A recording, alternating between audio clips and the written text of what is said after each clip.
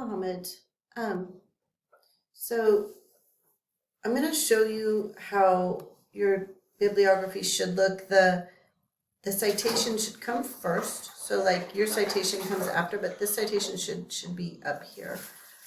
Your first sentences look good. I think that you're not, okay, in its summary, you should only present the author's ideas, not provide your own ideas. And sometimes it's hard for me to know without reading the source if you're staying away from reflections.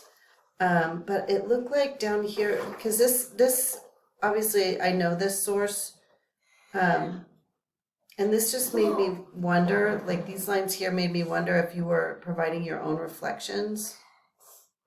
It looks like those are your own reflections. So, and then also I can see here that you only summarize the first.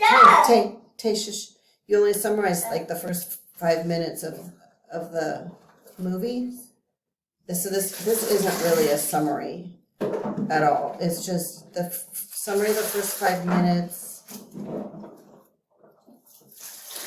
Yeah, like this is a summary of the first 5 minutes, and it looks like this is your own reflection. So this isn't a summary. And so if your other summaries do the same thing as that summary, it looks like you're just summarizing the beginning of your sources.